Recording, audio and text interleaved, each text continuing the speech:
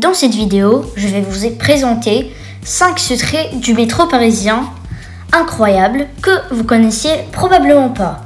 On y va!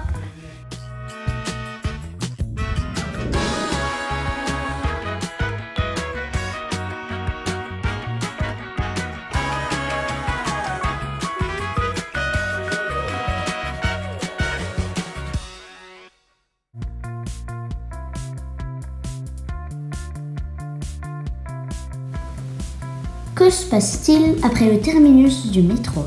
Telle est la question. La réponse est « ça dépend ». Il faut comprendre qu'il y a 3 types de terminus. Terminus en boucle qui a été utilisé au tout début du métro quand il n'y avait qu'une loge de conduite. Les 2 autres terminus sont le tiroir et le heurtoir. Le tiroir est le terminus le plus utilisé car la plupart des terminus après 1912 étaient construits en tiroir. Mais en fait, qu'est-ce que c'est? C'est quand après la station il y a un bout de supplémentaire du tunnel avec un aiguillage construit pour permettre à la rame de revenir sur la bonne voie. Et enfin, on a le butoir ou le heurtoir. Ce type de terminus est le plus rare et il n'est utilisé que sur une dizaine de stations. Dans le heurtoir, pas de tunnel supplémentaire ni rien. C'est juste la station et un aiguillage juste avant. Ça marche comme vu sur le dessin. Mais pourquoi le butoir est-il si rare? La réponse courte, parce que. La réponse longue, pour éviter trop de manœuvres au terminus et avoir plus de trains sur la station. Prenons la boucle par exemple. Le conducteur ne change pas de cabine. Sur le butoir, il doit le faire. L'autre désavantage est que le butoir empêche d'avoir plus de 2 trains sur la même station en même temps, qui est un problème pour les lignes très fréquentées. Mais du coup, pourquoi est-ce que le butoir est-il utilisé? La raison est simple. On ne peut pas faire autrement. L'utilisation d'un boucle ou d'un tiroir est impossible dans certains cas. Et c'est dans ces cas précis qu'on utilise un butoir.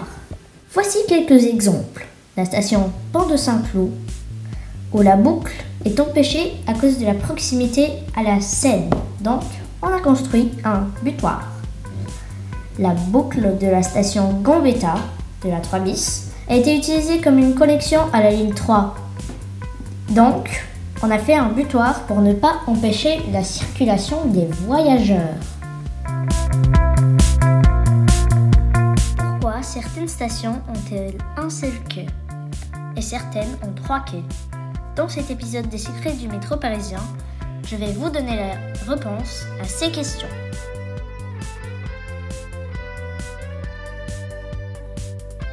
Commençons par la station Kléber sur la ligne 6. Cette station possède 4 quais. 2 quais sont pour les trains qui vont partir immédiatement et les 2 autres sont soit utilisés comme garage ou juste pour les trains qui attendent que les autres trains partent. Mais pourquoi à Kléber et pas au terminus? La réponse est simple. Charles de Gaulle Étoile est le terminus pour nous, les voyageurs, mais les techniciens et les conducteurs, le terminus est à Kléber. C'est pour ça que les trains y attendent si longtemps. Maintenant, je vais vous expliquer pourquoi la station Charles de Gaulle Étoile a 2 quais, mais une seule voie. Comme c'est le terminus et beaucoup de monde descend et monte en même temps, on a décidé de faire un quai pour ceux qui montent et un quai pour ceux qui descendent de la rame. Et la raison pour laquelle on n'y trouve qu'une seule voie est que cette station est située sur une boucle. Certaines stations, comme Porte de Vincennes ou Porte de Saint-Cloud, ont plus de quais ou des quais à des dispositions bizarres, car c'est juste des terminus dans le passé. Allez regarder ma vidéo sur les terminus pour savoir plus sur ce thème.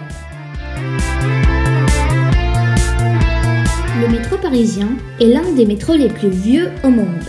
Il est aussi très connu, qui peut amener d'autres métros à s'inspirer de lui.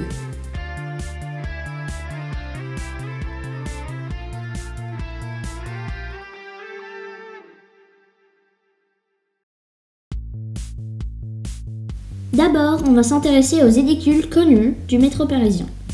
Ils sont si connus qu'on les copie. Par exemple, à Chicago, aux États-Unis, la station Van Buren Street du Metra, leur réseau de métro s'appelle Metra, possède un édicule similaire à celui du métro parisien. C'est la RATP qui a donné cet édicule au Metra et a reçu en retour l'œuvre Night and Day, installée à la station Birakem. Maintenant, on va parler d'une invention du métro parisien utilisée autour du globe pour d'autres métros. Le passage sous l'eau. Le premier dans l'histoire a été construit sur la ligne 4. Ceci a poussé d'autres inventions à être faites pour traverser l'eau, sans sortir du souterrain. On a utilisé ça dans le tube londonien et d'autres métros dans le monde. Le Grand Paris Express est un projet pour relier les banlieues parisiennes. Mais est-ce que vous connaissez bien ce projet ?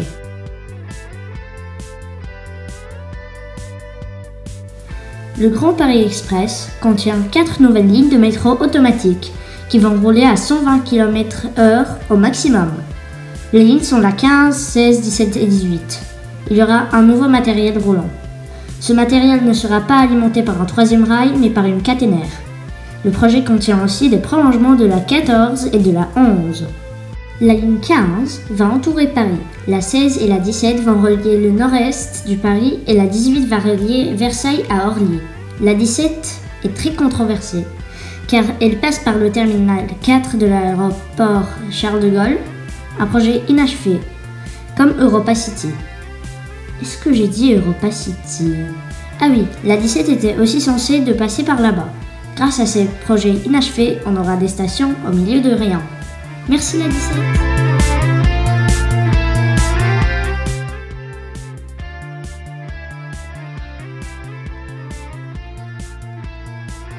La 17 est une ligne du Grand Paris Express qui va aller de Saint-Denis-Pleyel, va passer par Europa City. Europa City a été abandonnée. Donc la 17 va passer par le triangle de Gonesse où était censé être Europa City et se terminer au terminal 4 de l'aéroport Charles de Gaulle. Ça aussi, ça a été abandonné. Donc la 17 va se terminer à l'endroit le plus logique pour un terminus, le Ménil-Amelot, juste à côté de l'aéroport Charles de Gaulle, là où était censé être le fameux terminal 4. Mais on a fait tout un projet d'une nouvelle ligne de train juste pour aller à cet aéroport, le Charles de Gaulle Express. Dites-moi dans les commentaires si vous voulez une vidéo sur ça.